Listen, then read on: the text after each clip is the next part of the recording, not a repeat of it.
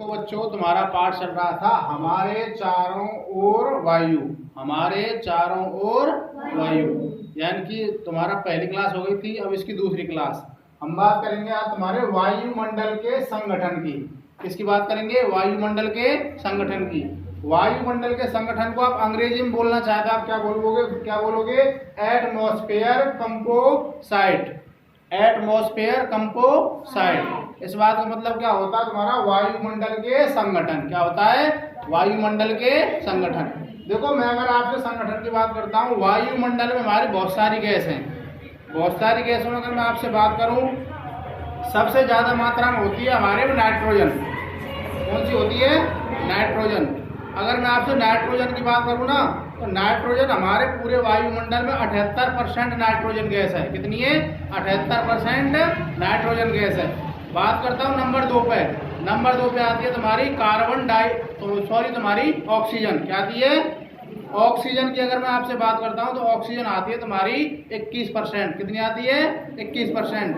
इसके अलावा अगर मैं बात करूँ तो 1% में सारी गैसें आती हैं। तो आप ऐसे ध्यान रखोगे, नाइट्रोजन।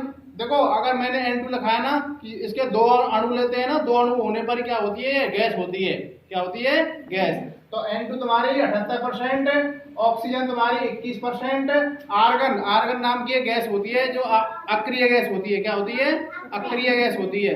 अक्रिय गैस आर्गन होती है तुम्हारी 0.93 यानी कि 0.93%। कितनी होती है? 0.93%। एक होती है तुम्हारी carbon dioxide gas. Carbon dioxide gas हमारे पूरे वायुमंडल में 0.03% है। 0.03% कौन है? कार्बन डाइऑक्साइड या CO2। अब बात करते हैं इसके अलावा तुम्हारे और क्या क्या है। और सभी जो गैस है तुम्हारी, वो तुम्हारी 0.04%। कितनी है?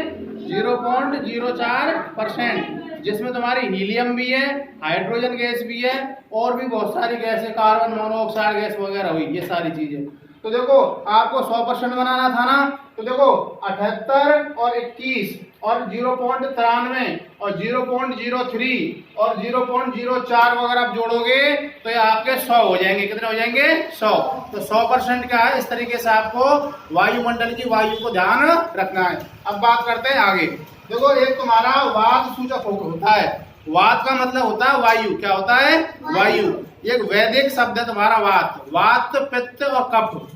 आप अगर वैदिक स्थिति के हिसाब से अगर आप किसी को दिखाने जाओगे, किसी आयुर्वेद आप है, तो वो क्या बताता है? वात, पित्त और कफ के हिसाब से इलाज करता है। तो वात का मतलब होता है वायु। क्या होता है? वायु। तो वायु का एक सूचक होता है जो वायु की दिशा को बताता है। जब हवा चलती है तो वात सूचक क्या होता है? घूमता है, और घूमकर जिधर की हवा है ना, उधर की साइड में रुक जाता है, जिससे पता लगाते हैं कि हवा हमारी उत्तर दक्षिण में चल रही है, या फिर हवा हमारी उत्तर में, दक्षिण में, पूरब में, पश्चिम में, जो भी दिशा होगी उसमें क्या हो जाएगा? वो वात सूचक उसी साइड में रुक जाएगा। बात समझ में आ रही है? तो वात सूचक क्या काम आता है? हमारे वायु की दिशा बताने के लिए। क्या बताने के लिए?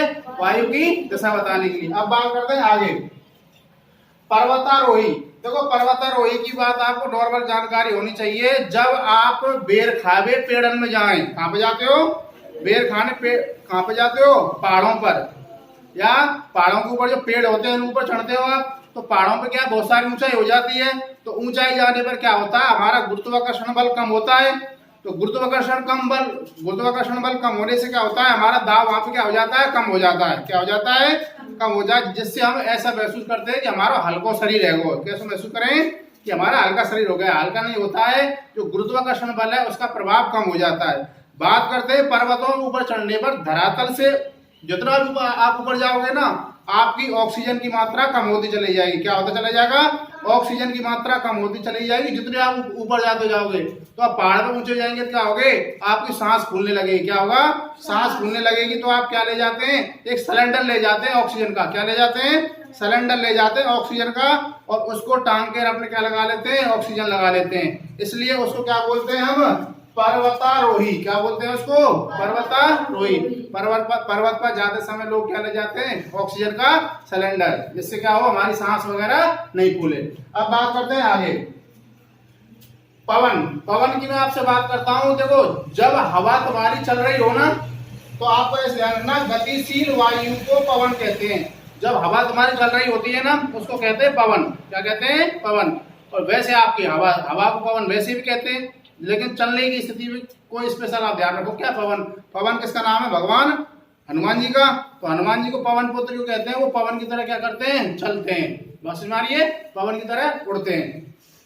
अब देखो, अगर मैं आपसे बात करता हूँ वायु की, वायु का वजन भी होता है और वायु स्थान भी घेरती है। आप ये मत समझना कि वायु में वजन नहीं होता, वायु में क्या होता है? वजन होता है, और वो स्थान भी घेरती है। अब बात करते हैं आगे। देखो पादपों की बात करता हूँ।